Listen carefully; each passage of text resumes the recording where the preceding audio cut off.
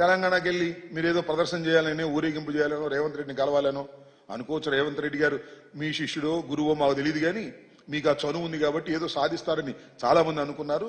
సాధించకపోగా మీరు వదిలేసి మన హక్కుల్ని వదిలేసేటువంటి పరిస్థితి వస్తుంది అనేది ఇవాళ భయపడుతున్నటువంటి అంశమని ఈ సందర్భంగా నేను చెప్పదలుచుకున్నాను. ఇంకొక అంశం ఏంటంటే Polavaram it's very very important thing.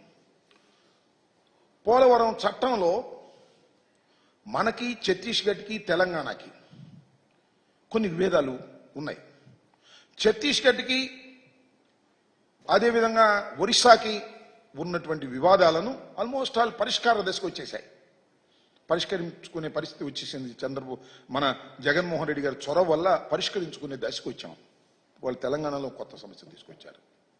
7 గ్రామాలని మనం కలిపేటువంటి విధానం చట్టంలో ఉంది.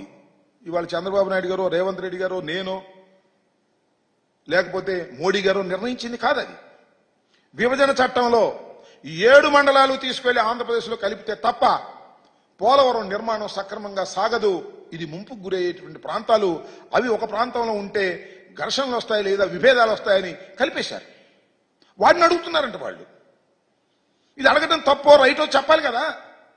అంటే మీరు ఏమనుకుంటున్నారు? పోలవరాన్ని కట్టకూడదని అనుకుంటున్నారు అనేటువంటి భావన కలుగుతా ఉంది.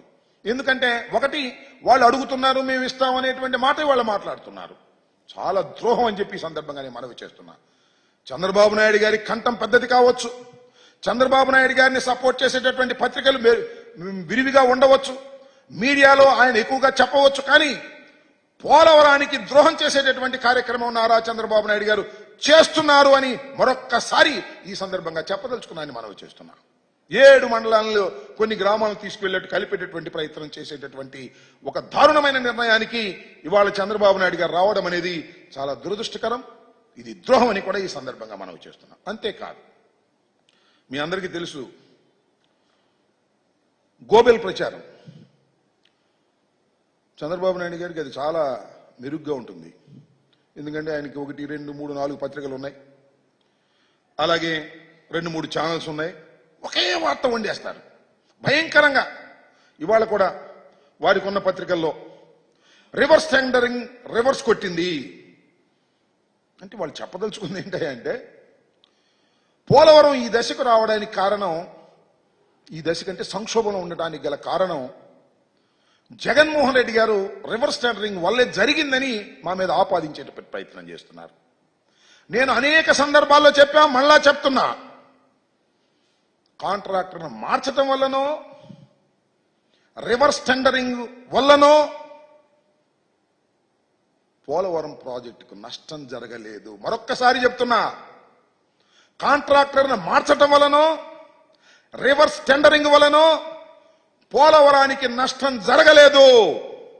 నష్టం జరిగిందల్లా మీ తెలివి తక్కువతనం వల్ల. నది డైవర్షన్ పూర్తి కాకుండా, డైవర్షన్ చేయకోకుండా డయాఫ్రమ్ వాల్ వేసి కాఫర్ డ్యాముల నిర్మాణం ప్రారంభించడం వల్ల మాత్రమే ఇవాళ ఇది జరిగిందనేది ఘంటాపదంగా చెప్పగలనని కూడా మనవి చేస్తున్నా. ఆ తప్పును కప్పిపుచ్చుకోవడం కోసం రివర్స్ టెండరింగ్, కాంట్రాక్టర్ను మార్చారు, అందువల్లనే జరిగింది అనేటువంటి మాట మాట్లాడుతున్నారు. పదే పదే పదే మాట్లాడటంతో ఏమో అనేటువంటి భావన ప్రజల్లో కలిగే విధంగా నేను ఇంతకు ముందు అనేక సందర్భాల్లో ఎక్స్ప్లెయిన్ చేశా, డయాగ్రామ్ వేసి కూడా ఎక్స్ప్లెయిన్ చేశా. నేను మనవి చేస్తున్నా, దీనివల్ల కాదు, చంద్రబాబు నాయుడు గారు 2019లో త్వరితగతిన పూర్తి చేసి ఎన్నికలకు వెళ్ళాలి అనేటువంటి తాపత్రయంతో ప్రోటోకాల్ లేకోకుండా, నది డైవర్షన్ పూర్తి కాకోకుండా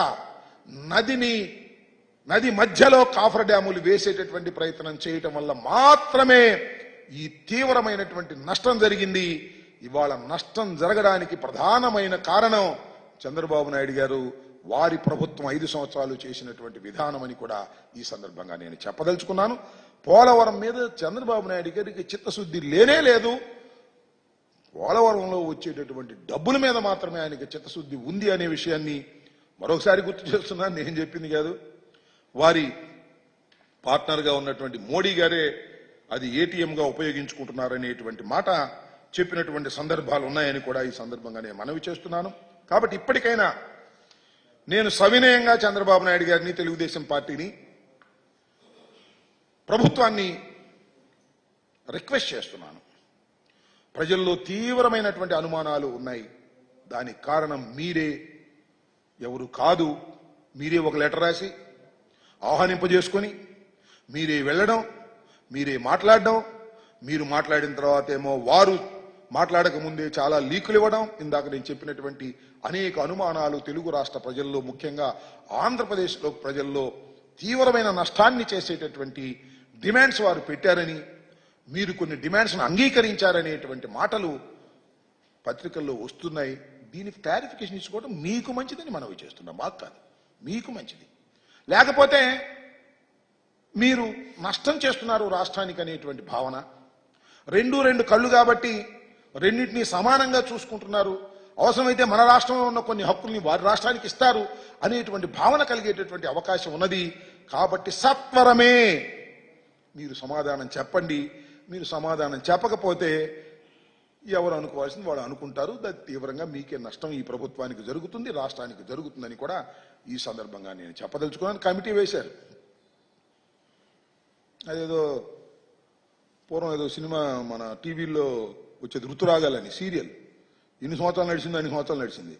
ఈ కమిటీలు కూడా అన్ని సంవత్సరాలు నడుస్తుంది. నేను ఒక మాట చెప్తా.